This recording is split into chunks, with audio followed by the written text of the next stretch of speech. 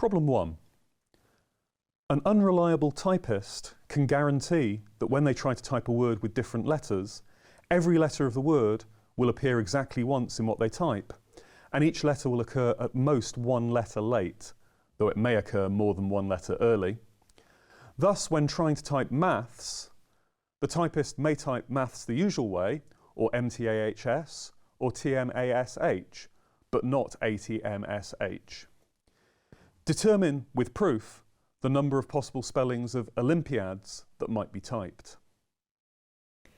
So if we start playing around with the word Olympiads as described in the question, you'll see that although the restriction is on how the letters can move forward, they can only move forward one place, that actually limits how much the letters can move backwards as well. So imagine the letter P actually occurs here, and the Y and the M shift up one place. We now can't move this letter, for example, to in the middle of these or before this, because that would move the Y and the M forward again. So we're actually limited in how we move backwards as well as forwards. But I can move the A as long as I only move it to there. And what we notice is that the word breaks up into pieces. And we might call these pieces cycles. So here are a couple of examples, and you can see that this cycle fact that we just discovered is evident here. So here we've got a cycle. The M from the end of this cycle has come to the beginning, and that's pushed the other letters forward. And here we've got another cycle. The I has come to the beginning and pushed the P forward. So when we have a permitted rearrangement of these letters, you get this natural cycle pattern occurring. And in fact, we can go the other way around as well. And if we chose the cycle pattern, that would give us a permitted rearrangement. And the cycles can be any length. You can see here where we've got a cycle of length 1, that just corresponds to a letter that hasn't moved. So instead of trying to count our rearrangements, we can now just count the number of different ways we can break down these 9 letters into cycles. Now you might have some way of doing that carefully. You might even have some very systematic and structured way of counting the number of ways of breaking down 9 things into cycles. But that's going to be quite laborious. So let's see if there's a better method. So as we've just seen, the actual letters don't matter. What matters is how we can break down a string of n things into this cycle pattern. So we can start looking at the number of different ways for any number of things, or dots as I've got here. We'll start by looking at 3 dots and see how you can break them down into cycle pattern. In fact, looking at 1 or 2 would be just as good, but I think it's slightly easier to see what's going on when we have 3. So if we have 3 dots, there are 4 ways, as you can see here, of breaking them down into cycles. And imagine we want to move now from 3 dots to 4 dots. Well, how can we add on this extra dot on the end? We could add it on as its own cycle at the end. And that gives us a set of patterns on 4 dots. Or we could incorporate that final dot into the end cycle.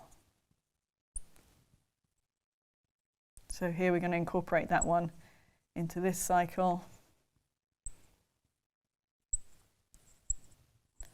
And this one. And in this way,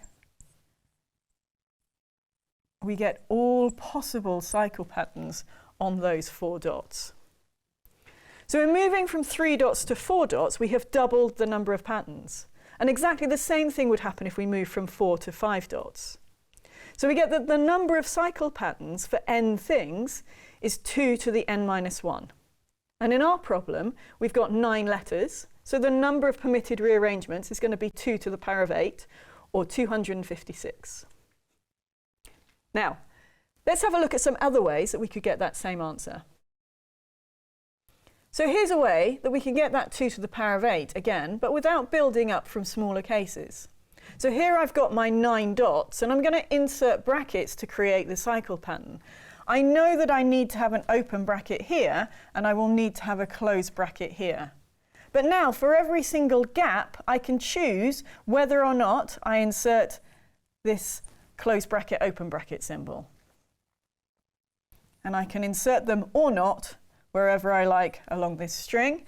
So for every single gap, I have got a choice whether to insert or not insert, and I've got 8 gaps. So that's 2 to the power of 8 again.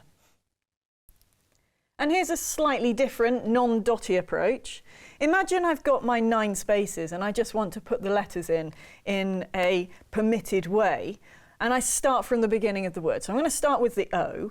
Well, the O can be at most one place in front of where it originally went. So I can choose whether I'm going to put the O here or here. Let's say I put it here, and then I start to think about the L.